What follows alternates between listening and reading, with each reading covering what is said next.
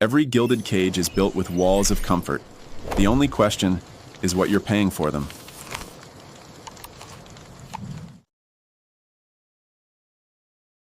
Do you ever just get that weird feeling that our shared reality is, well, fracturing? Like the ground underneath us isn't quite solid anymore, and what's true doesn't have to be accurate. It just has to be popular. It's like we're all living inside this giant, invisible machine that's built to shape what we believe. So in this explainer, we're going to pull back the curtain and deconstruct that very machine piece by piece to see exactly how it works. And this quote right here, it gets right to the absolute core of it all. You know, our brains didn't really evolve to hunt for some kind of objective, capital T truth. No, they evolved to keep us connected, to make sure we didn't get kicked out of the tribe. That deep, primal need to belong is such a powerful driver that a lot of the time we'd rather be comfortable in a shared lie than be alone with a hard fact. And that right there is the fundamental vulnerability. It's the root code the whole system is designed to exploit. So that's the big question we're tackling. What happens when our ancient caveman survival wiring crashes head-on into modern, hyper-intelligent technology? We're going to break this whole reality machine down into its three main parts: our own internal code, the systems that train us, and the AI that puts it all on steroids. All right, so first things first, we've got to look under our own hoods, because these vulnerabilities, they aren't bugs in our programming. They're actually ancient features that helped us survive. But now, they're being turned against us. See, our minds have this whole toolkit to make sure we fit in.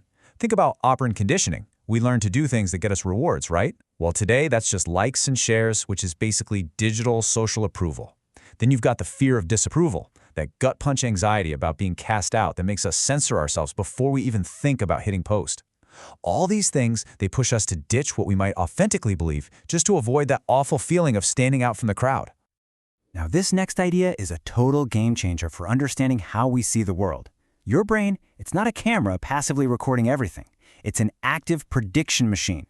It builds a model of reality based on what it expects to see, and then it just uses your senses to check for errors.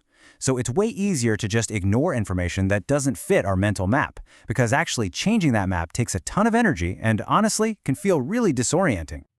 Okay, so we've got this internal code, all ready to be exploited. Now let's look at the outside world, at the architects who built the systems designed to shape that code and make our behavior predictable. So the philosopher Michel Foucault had a name for this: disciplinary power. This isn't some king threatening you with an army. It's way more subtle. It works through constant observation and normalization, and it trains us to police ourselves. We start to internalize the feeling of being watched until we don't even need anyone watching anymore. I mean, just think about how we curate our online lives, already guessing what the judgment will be. So where do we first learn this habit of self-policing? Well, for pretty much all of us, this training starts in the exact same place, a place we spent thousands of hours of our lives. Because school isn't just about reading and math. There's a powerful, hidden curriculum at play. The bells, the schedules, the constant ranking with grades, it's all designed to socialize us. It trains us to be on time, to accept authority without question, and to obey the rules. Basically, it's creating a docile, predictable workforce long before we ever get our first job. Okay, now let's pour some gasoline on this fire. Artificial intelligence. AI takes all these old-school psychological tricks and institutional training methods and just amplifies them to a scale, a speed, and a precision that is totally unprecedented. I mean, the jump is just terrifying. We went from mass persuasion, like propaganda posters aimed at a whole crowd, to AI-powered micro-targeting aimed directly and personally at you.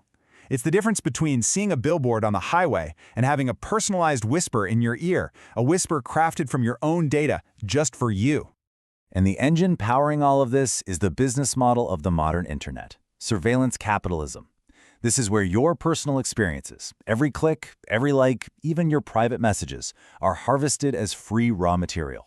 And the product being sold isn't the app you're using. The product is a prediction of your future behavior. So what do they do with those predictions? Well, that's where algorithmic nudging comes in. The platforms don't just show you random stuff. They actively use your psychological profile to subtly steer you toward outcomes that make them money, whether that's buying a product or, more insidiously, believing an idea. And if that wasn't unsettling enough, here's the next frontier: affective computing. Now, it's not just about what you think or what you do. It's about how you feel. AI can now read your emotions in real time by analyzing your words or your face, and then it can amplify feelings like outrage, fear, or joy, because high emotion always equals high engagement. This is the automation of emotional manipulation on a global scale. So, yeah, this is a pretty daunting system. But here's the thing. Understanding how the machine works is the absolute first step to breaking free. It's all about reclaiming our agency. So the question becomes, how do we build up an immunity to this kind of manipulation? The antidote isn't some simple life hack. It's a new kind of mental resilience, cognitive sovereignty. It's about becoming the sovereign of your own mind, the ability to think for yourself and hold on to your autonomy, even when you're swimming in an ocean of algorithmic influence. So how do we start building this up? It's a practice, not a one-time fix. First, we have to start questioning the norms we follow without thinking, that hidden curriculum we've internalized.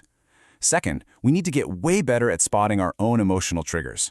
When you see a headline and you feel that rush of rage, just pause and ask yourself, who benefits from me feeling this way right now?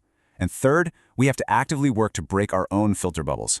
Remember, your feed isn't a window onto the world. It's a reality that's been curated for you, but not always by you. You know, this whole machine, it only works because of our quiet agreement. It rewards us for conforming, and it punishes us for stepping out of line.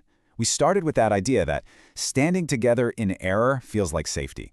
So the final question I have is for you. In a world built to keep us comfortable in error, what are you willing to risk to see things as they really are?